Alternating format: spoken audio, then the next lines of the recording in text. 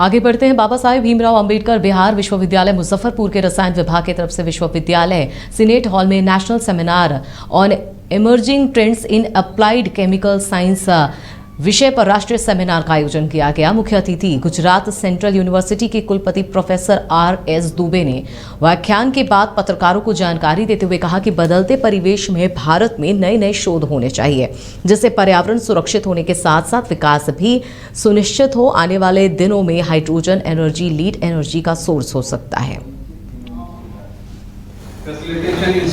जो पर्याप्त solar energy मौजूद है, विंड एनर्जी मौजूद है, जिसको कि हम एनर्जी को ट्रैप करके और उसको वाटर को स्प्लिट करा करके हम हाइड्रोजन पैदा कर सकते हैं और वो हाइड्रोजन से हमारे 2 व्हीलर्स चलेंगे, 4 व्हीलर्स चलेंगे। हम भूल चुके हैं, उसका भी वर्णन किया गया। हम सभी का एक मत है कि ये सेमिनार में जो बातें हुई और आगे भी जो होंगी, अभी टेक्निकल सेशन बाकी है, तो उसमें सभी लोग लाभान्वित होंगे और समाज का भी कल्याण होगा। ऐसा हम एक तरह से हो गए कि वहाँ जाएंगे और उनको अपना रिसर्च करने के लिए सुविधाएं मिलेगी। सर इसी बिहार की मट्टी के हैं, तो आप स्वाभाविक रूप से समझ सकते हैं कि सर का कितना सहयोग रहेगा और सर का आना हम लोगों की ऊर्जा को बढ़ाता है, हमारे उत्साह को बढ़ाता है। तो सर के आने से हमको बड़ी ताकत मिली है। जो पर्याप्त सोलर एनर्जी मौजूद है, विंड।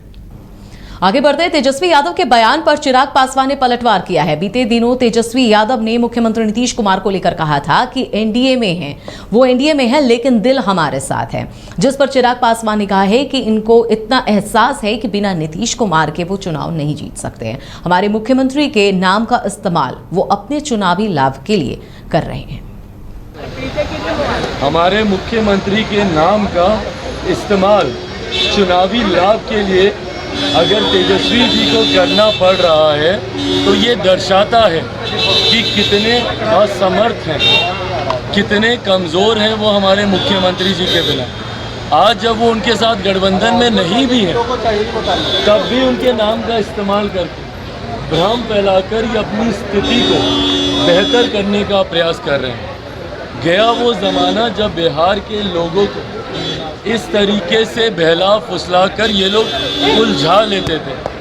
आज की तारीख में बिहार की जनता इतनी जागरूक है, इतनी जानकार है कि वो आपकी मंशा को भली भांति भांप सकती है। हमारे मुख्यमंत्री के नाम का इस्तेमाल चुनावी लाभ के लिए अगर नेता प्रतिपक्ष तेजस्वी यादव ने बड़ा बयान दिया है। उन्होंने कहा है कि प्रधानमंत्री को मार्गदर्शन मंडल में चले जाना चाहिए। जी हां, क्योंकि उनकी उम्र अब 75 साल से अधिक हो गई है और उन्हें सीधे तौर पर संन्यास लेने की सलाह दे डाली है। तेजस्वी ने कहा है कि जो नीति बनाई गई है उस नीति पर उन्हें गौर करना चाहिए। अग्निवीर नीति उन्होंने बनाई थी। कहा कि आज 25 करोड़ नौजवान आज उनकी गलत नीति के कारण नौकरी उन्हें नहीं मिल पा रही है, वे बेरोजगार हैं। और आगे कहा कि जब जब चुनाव होंगे, जैसे जैसे चरण आगे बढ़ रहा है, विजय आपको बता दें कि उन्होंने साफ तौर पर बताया है कि वो विजय हो रहे हैं। बीजेपी का एजेंडा इस दौरान बदलता भी दिख रहा है। उन्होंने कहा है कि वो कंफ्यूज हो चुके हैं, महंगाई बेरोजगारी पर वो बात नहीं करते।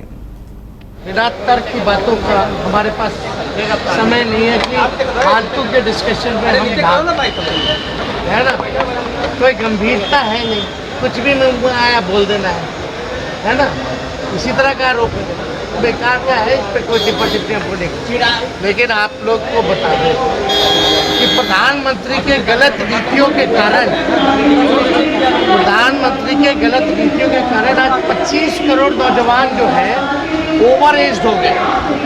यानी जो युवा ओवर एज हुए हैं वो बेरोजगार हो चुके हैं, बहाली नहीं निकल रही है, कुछ नहीं हो रहा है, नौकरी नहीं मिल रही है, तो ओवर एज हो गए 25 करोड़ युवा बेरोजगार।